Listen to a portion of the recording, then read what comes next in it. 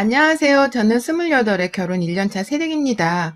착한 며느리 짓을 하려다가 하마터면 평생 호구 잡혀 살 뻔했던 저의 아슬아슬했던 시집살이에 대한 사연을 바로 시작해 보겠습니다.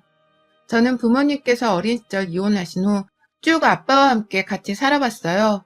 엄마랑도 꾸준히 교류를 하면서 살아오긴 했으나 저 중학교 졸업하던 때 엄마가 재혼을 해서 새 가정에 들어가 사시게 되며 그 후로는 마냥 예전처럼 친근하게 연락을 주고 받아오지는 못했습니다. 단지 엄마와 딸 사이의 천륜을 저버릴 수가 없었는지라 그 기본적인 관계에만 최선을 다하고 살려고 했었어요. 아무래도 제게는 하나뿐인 친엄마셨는지라 내심 연락이 완전히 끊겨버리는 것에 두려움을 가지고 있기도 해서 주로 연락은 제가 더 적극적으로 하는 편이긴 했습니다. 딸내미 키우는 것이 서툰 아버지 손에 크느라 웬만한 것들은 다 저 혼자 터득을 하고 배우며 살았어요. 속옷 교체를 하는 것부터 시작해서 생리통에 무슨 약을 먹어야 하는지, 그리고 집안에서 여자가 주로 살림은 어떻게 하고 또 요리를 제대로 하는 것이 무엇인지에 대해서 등등 이 모든 것들은 제가 집에서 아버지를 통해 볼 수가 없는 것들이어서 제가 직접 인터넷 검색을 하고 배워가면서 터득을 했습니다. 고등학교 때부터 이미 된장찌개며 매운탕까지 끓일 줄 알았던 저였어요. 아빠가 대부분 일하느라 밖에서 바빠 집에 잘 안 계셨기 때문에 주로 집안에서 아빠의 짐을 덜어드리기 위해 제가 스스로 발벗고 나서서 집안 살림을 하면서 살았습니다. 그렇게 학생이 나름 집안일로 바쁘게 살았는데도 용케 좋은 대학에 들어가 좋은 성적을 거두고 졸업까지 무사히 했네요. 취업난이 한참 문제였는데도 불구하고 어릴 적부터 괜시리 빨리 독립을 하고 싶다는 생각을 했었는지라 대학교 1학년 때부터 취업 준비를 열심히 해서는 공무원에 덜컥 합격을 해버렸어요. 그 덕분에 취업 걱정도 남들보다는 조금 덜하면서 대학을 다닐 수 있었고, 대학을 졸업하고 나서 바로 학자금 대출을 갚아내면서도 나름 뿌듯한 저만의 인생을 만들어 갔습니다. 스스로 외로웠을지 모르는 환경 속에서도 잘 견뎌내며 살았다고 생각을 하는 사람이었고요. 높은 자존감 덕분이었는지 사랑하는 남편을 만나서는 제가 먼저 결혼을 하자고 먼저 고백도 했었어요. 단지 그 순간에는 제 아버지랑 다르게 자기 여자한테 다정다감했던 지금의 제 남편의 모습이 좋았습니다.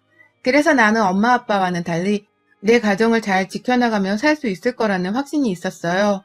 결혼을 하기로 마음을 먹으며 남편과 교제를 하다 보니 알게 된 것은 남편도 저랑 비슷한 점이 참 많았다는 것이었습니다. 연애 초반부터 서로의 집안에 대해서 허심탄회하게 털어놓지는 않잖아요.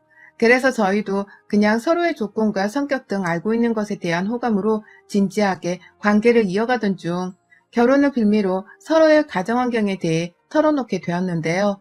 남편네도 부모님이 이혼하시고는 어머니랑 살고 있다고 하더라고요. 저야 제가 집안의 외동딸이었기 때문에 다른 형제자매라고 할 사람이 없었으나 남편은 그와 달리 밑으로 남동생이 하나 더 있었고요. 저희 아버지랑 어머니는 그래도 다니고 있던 회사가 있었고 각자 밥벌이를 하고 살 능력이 되었는지라 경제적으로 독립은 완전히 하신 분들이었는데 남편의 말을 들어보니 시어머니 되시는 분께서는 노후 자금이 그리 넉넉해 보이지 않았습니다. 어릴 적부터 남편과 도련님을 키워내느라 경제적으로 어려움을 많이 겪으신 듯 했어요. 그래서인지 남편도 자기가 월급을 벌기 시작하면서부터 꾸준하게 시어머니께 용돈을 드리고 있었다고 하더라고요. 자잘한 월급은 대학 때 알바를 하면서부터 드리기 시작했고요. 경제적인 사정은 다른 점들이 많았으나 제게는 같이 이혼 과정에서 외롭게 자란 남편을 향한 동정심과 공감이 더욱 커졌습니다. 나만큼 외로움을 느끼면서 어린 시절을 보냈을 거라고 생각을 하니 남 같지가 않더라고요. 게다가 혼자서 저를 키우며 나를 힘들어할 것이 분명 많으셨을 저희 아버지만큼이나 시어머니께서도 분명 여자 혼자서 아들 둘을 키워내며 많은 것들을 감내하고 사셨을 것이란 생각이 들었어요. 그래서 저희 아버지를 보는 것처럼 시어머니를 바라보게 되었고 하루라도 빨리 인사를 드리고는 이 집안의 살갑고 다정한 며느리가 되어드리고자 했습니다. 제가 없더라도 충분히 잘 살았기에 남편이 일이 다정한 어른이 되었겠지만 그와 더불어 제가 새가족이 되어 그저 시댁의 더 큰 기쁨이 되어드리고 싶었어요. 어머니라 부릴 수 있는 사람이 늘 옆에 있는 것도 아니었기 때문에 이름을 부르는 것만으로도 제게는 특별한 존재셨고 그래서 저희 시어머니께 잘 보이고 싶은 마음이 컸던 것이었죠. 하지만 결혼을 하기 직전부터 삐그덕거리던 어머님과의 관계는 지금까지도 회복이 되지를 못하고 있습니다. 그 시작과 끝에는 늘 돈이 있었어요. 가정 형편이 어려웠다는 남편의 말을 충분히 미리 듣고 인지를 한 상태였기 때문에 저한테는 시댁의 환경이 어떻든지 간에 하나도 상관이 없었습니다. 하지만 시댁에 인사를 드리러 간 순간 조금 황당한 기분이 들긴 했어요. 분명 남편의 말대로 그 어리던 대학 시절부터 어머님의 용돈까지 챙겨드리며 빠듯하게 경제적 지원을 하며 살았다고 했는데 남편이 살고 있는 동네는 솔직히 객관적으로 따져봤을 때 제가 사는 동네보다 훨 잘 사는 동네였고 그 중에서도 꽤나 값이 나가 보이는 고급집 빌라 아니더라고요. 저로서는 생각하지 못했던 반전과도 같았기 때문에 좀 당황스러웠었죠. 제 딴에는 잘 사는 동네에 산다고 하더라도 구석진 곳에 있는 허름한 동네에서 살림을 하고 계시는 줄 알았거든요. 다소 당황해하면서 혹 내 남편이 알고 보니 재벌집 자식인데 자신의 부를 숨기고 진실된 사랑을 찾고자 내게 거짓말을 했던 것은 아닐까 하는 상상까지 해봤습니다. 그 정도로 제게는 미처 상상하지 못했던 상황이었어요. 하지만 문제는 그 다음이었습니다. 남편의 집에 들어가 보니 근사했던 외관과는 달리 내부는 또 굉장히 허하고 텅 비어있더라고요. 미니멀 라이프를 지향하는 사람인 것 마냥 집안 자체에 가구라고 할 것이 제대로 없었어요. 말 그대로 오만 집구석이 텅텅 비어서는 도저히 사람이 사는 것 같지가 않아 보였죠. 그렇게 인사를 드리는데 시어머니께서는 처음부터 끝까지 돈 얘기를 하시더라고요. 내가 모아놓은 돈이 별로 없고 또 능력이 없다 보니 내 자식들이 어린데도 불구하고 용돈을 받으며 염치 없이 살고 있네. 그래도 내가 간간히 혼자 돈벌이를 하러 나가서 한두 푼은 받아오니까 너무 걱정은 하지 않아도 돼. 그런데 그럼에도 늘 돈에 쫓기며 사는구나. 라면서 신세한탄을 줄곧 하셨어요. 없이 사는 줄 예상을 했지만 은근히 비싼 집에 놀랐고 그럼에도 돈이 없다고 신세한탄을 하시는 어머님의 태도에 두 번 놀랐죠. 이 집은 도대체 어느 장단에 맞춰야 하는 건가 싶어서 개인적으로 인사를 드리던 그날 내내 혼란스러움을 잡지 못했습니다. 집으로 돌아가는 길 남편이 그러더라고요. 우리 엄마는 저 집을 팔 생각이 전혀 없으셔. 집이 마지막 노후자산인데 그것마저 없으면 스스로 정말 볼품이 없다고 생각을 하시더라고. 그래서 집만큼은 꼭 곁에 두고 사시는 중이고 그 때문에 집안에 저렇게 아무것도 채우지 못하고 사셔. 라고 말이죠. 남편의 말을 듣고 보니 어느 정도 일리도 있더라고요. 집을 팔지 못하고 가진 현금이 없는데도 하우스 푸어 마냥 사는 사람들도 많잖아요. 우리 시어머니가 딱 그런 부류라고 생각을 했고 나중에라도 이 집을 팔면 그래도 어느 정도 내 남편에게 재산이 넘어오기도 하겠다 싶어서 아예 없이 사는 것보다는 차라리 다행이라고 생각을 했습니다. 내심 시어머니의 경제적인 부분을 평생 책임지고 살아야 할지도 모른다는 각오로 이 결혼을 하려고 했었는데 시어머니 사는 집을 보고 나니 마음이 한결 놓이는 편이었죠. 그렇게 저희는 그 후 결혼 준비를 하다가 소소하게 식을 올렸고 양가 부모님 모두 다 집 한 채를 구해주실 만큼의 형편은 되지 않았는지라 저희 둘이서 모아놓은 돈에 대출을 조금 받아서 24평짜리 빌라 한 채를 겨우 장만했습니다. 그런데 결혼을 하고 살림을 본격적으로 시작을 하면서부터 시어머니의 괴롭힘도 본격적으로 시작이 되었어요. 시댁이랑 저희가 사는 집이 그리 멀지가 않아서 어머님의 입장에서는 저희 집을 산책할 겸 드나들기에 최적의 장소였나 보더라고요. 어느 순간부터 어머님이 두 손에 아무것도 들지를 않은 채 빈손으로 저희 집에 왔다 갔다 하기 시작하신 겁니다. 날이 좋아서 혹은 기분이 좋아서라는 이유로 아들 얼굴을 보고 싶다면서 저희 집을 찾아오셨죠. 꼭 말씀하기로는 내 아들이랑 떨어져 사니까 하루에 한 번씩은 꼭 이렇게 얼굴을 봐야겠더라고. 라면서 퇴근길에 저희를 따라 쫓아오셨고 어쩔 땐 집 앞에서 저희 부부를 기다리고 서 있기도 하셨어요. 비밀번호가 뭐냐고 물어보지 않는 게 어딘가 싶어서 안심을 하기도 했지만 그럼에도 여간 불편한 것이 아니었습니다.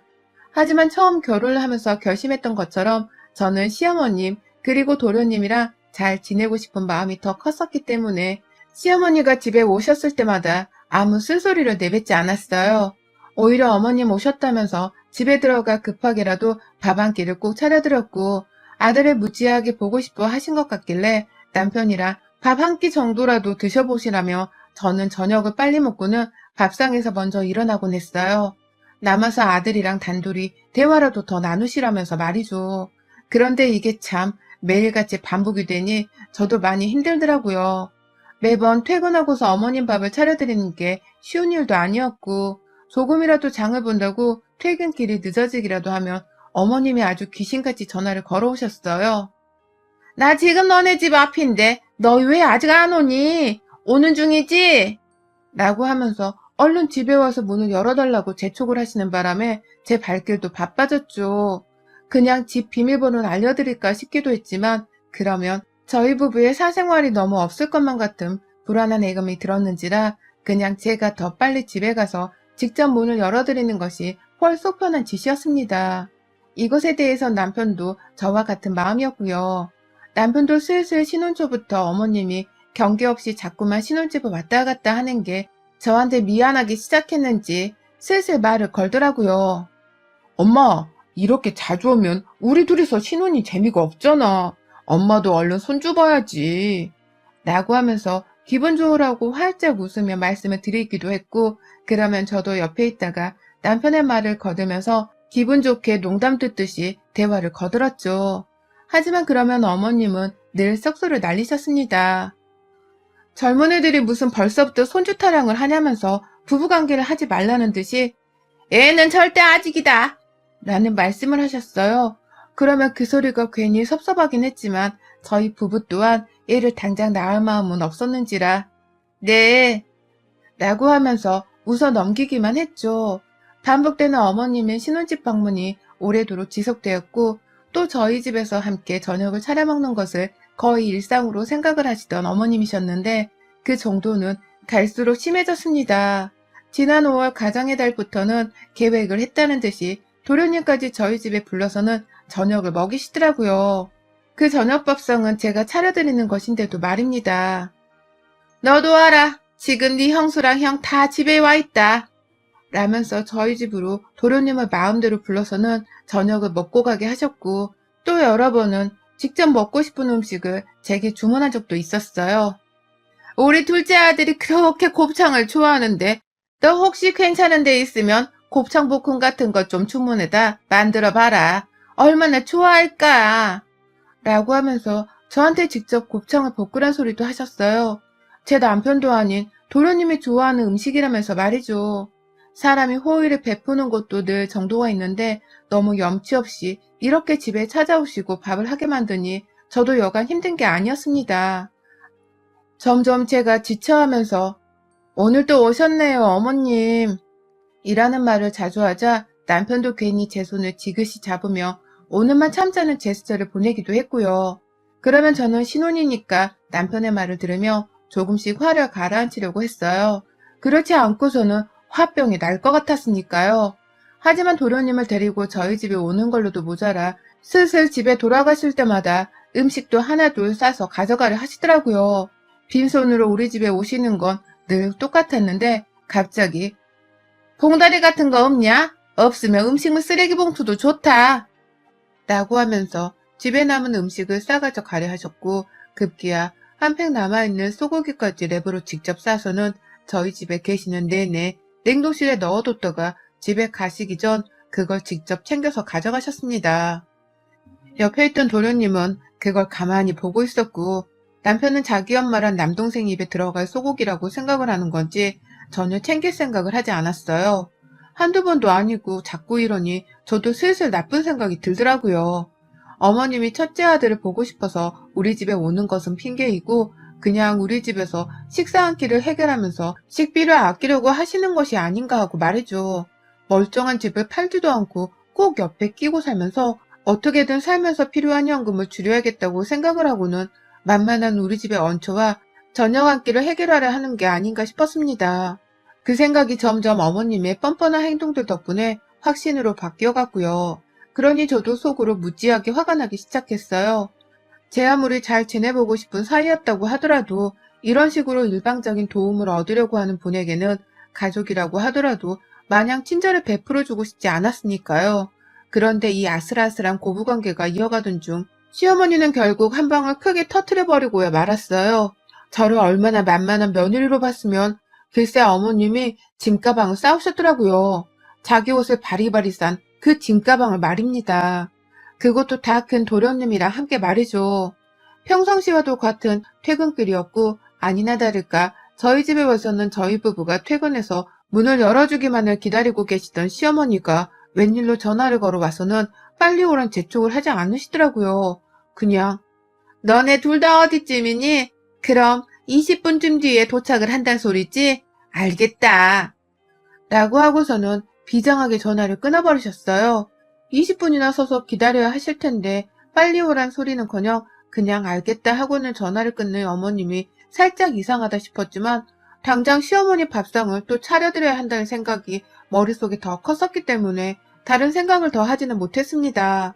그렇게 집에 도착을 했는데요. 계단이 없는 빌라 안에 2층 집이어서 계단 아래서부터 저희 집 현관 앞을 바로 볼 수가 있었는데 제 눈에 가장 먼저 들어온 것은 다름 아닌 어머님과 도련님의 큼지막한 캐리어 2개였어요.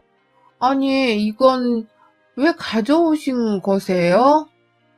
라면서 저도 너무 황당하고 이상해서 말까지 더듬으며 물어봤는데 어머님은 그제서야 저한테 빨리 문 안 열고 뭐하니? 라면서 재촉을 하시더라고요. 그렇게 얼떨결에 시댁 식구들 짐가방을 우르르 끌고 제 집안 안에 들어가서는 제가 무슨 소리를 들은 줄 아세요? 우리 같이 살자 이제 라는 통보와 같은 합가하잔 소리를 들었습니다. 그동안 내 집에 자꾸 찾아오는 것만으로도 이미 화딱지가 가득난 상태였는데 보란듯이 짐가방을 멋대로 싸들고 찾아오셔선 합가하자 라고 장난스레하는 그 말에 도무지 화가 가라앉질 않았어요. 어머님, 남편 오면 그때 다시 얘기해요. 나는 대답을 하고는 평소처럼 저녁을 차려드리지도 않은 채 남편이 퇴근하고 집에 오길 기다리면서 혼자 안방으로 문을 쾅 닫고 들어가 버렸어요. 밖에서 시어머니는 도련님이랑 같이 자기 큰아들은 당연히 합가를 찬성할 것이라는 듯이 아주 속 편하게 콧노래까지 흥얼거리시면서 TV를 보시더라고요. 지들끼리 배고프다면서 저희 집 냉장고까지 열어선 결국 지들끼리 밥상을 차리기 시작했고요. 그때 남편이 뒤늦게야 집 안으로 들어왔습니다. 들어오자마자 남편도 눈앞에 캐리어부터 딱 보였는지 이게 다 뭐야?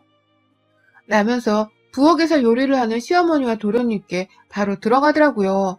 그 소리를 듣고서야 저도 안방에 대피해 있다가 밖으로 나왔고요. 자기야, 어머님이 말도 없이 합가를 하자시는데 나 빼놓고 얘기가 미리 된 거야?